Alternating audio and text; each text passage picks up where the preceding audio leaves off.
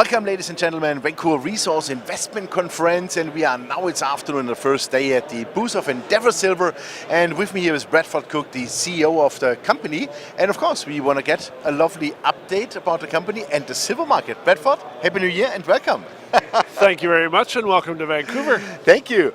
Well, always great to be here and always not only to be in the town but also the resource conference. I think Endeavour had a great year last year, but this year also looks really fantastic.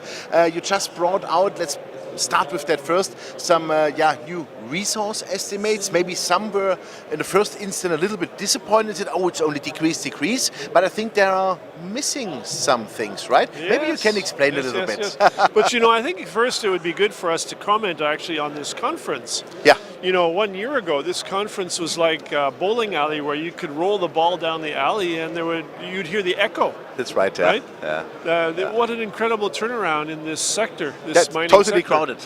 Totally crowded. At the 8:30 panel discussion this morning, 500 people already sitting in the audience, 500 more lined up to come in. Wow. Incredible. That's fantastic. So I just think that is a reflection of partly the interest in our sector, partly the awareness amongst the general public that this is a very different year. We had the Brexit and Trump last year, and I think there's a risk of more geopolitical developments in 2017. Oh yes, especially in Europe. Yeah, very much so. With all the elections. Very much so. Silver and Endeavour. Silver, of course, had a very interesting year last year. It refused to move even January, February, March when gold was moving. Silver really seemed stuck. And then April, May, June, boom, it exploded. That's so typical of silver. Endeavour, same thing, Last year, our focus was not growing. Our focus was on not losing money. Yeah. Which we succeeded in doing, by You the did way. well, I would say. So, if last year was a turnaround year for the silver sector as a whole, and Endeavour Silver in particular, I would call 2017 a transformative year for both the silver sector and for Endeavour. Transforming from holding the fort to growth. Yeah. And we did 2 acquisitions last year. We also advanced our exciting new discovery at Terronera last year.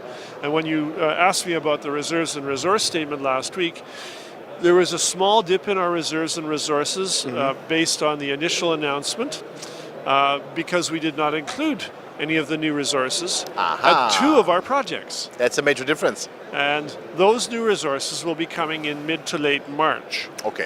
Specifically on the Terronera project, which is a discovery of ours, on which we're completing a pre-feasibility study for release in mid to late March.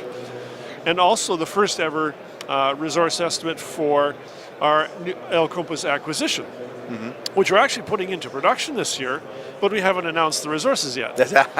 So when you add those 2 in, I think people will realize that our consolidated reserves and resources actually should do better than what we already announced. Yeah, I would say much better. That's great. And I mean, you are having, I would call it like a big game plan for the next 3 years. There is the chance that you bring 3 more mines in production, yeah? I would say El Compas is for sure. Probably Terronera is for sure. Parral, we will see. But there's big things are coming, aren't they? Yes, indeed. What we have announced already is simply our goals to grow the production by 50% over the next 3 years by developing 3 new mines, and by 100% over the next 5 years. What we haven't announced is the pathway to accomplish those goals. And I think after the 2 economic studies on Compas and Terronera are released in late March, then we can lay out the timeline to develop 3 mines in 3 years and show people how we can grow this company. Develop 3 mines in 3 years. We would assume that costs some money, of course, also. Can you finance that out of cash flow? Do you have the money already? I mean, you did several ATMs last year also.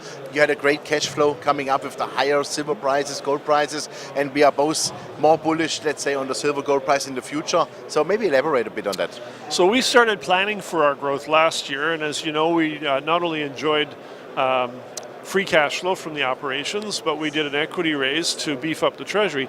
At year end, we had more than 80 million cash, 90 million working capital. So most of our growth for the next 3 years is already fully funded, with one exception. Terronera is a bigger project. We hope it will become our largest and most profitable mine in 3 years' time. And there is one debt component to our financing we haven't yet completed, and we hope to do that this year. Fantastic, great. So what are, let's say, the milestones for the next 6 to 9 months? What do you want to do? Oh my goodness. That's a lot, I know.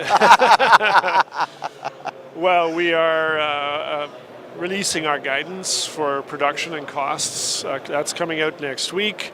We have a new senior appointment in management. That's the week after.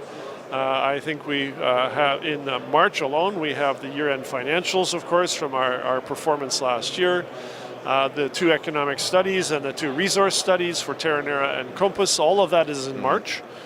Then we move into some more management appointments. In April, we'll have exploration results. So a very busy next 3 months for the company. Great, fantastic. Maybe company looks terrific, that's no question, yeah, and I'm a happy shareholder too anyway, but for me it's also important, as you are one of the top silver producers in the world, how do you see the market? I can remember you said to me, yeah, we are moving into a deficit, silver is going into the deficit maybe for the next 2-3 years even, yeah, so how can you comment on the current market situation? How do you rate it for the next, let's say, 2-3 years? I'm a bullish proponent of silver, especially in the next 3 years, primarily for fundamental reasons. I'm sure we can see a rising investment demand, but that's not the main reason.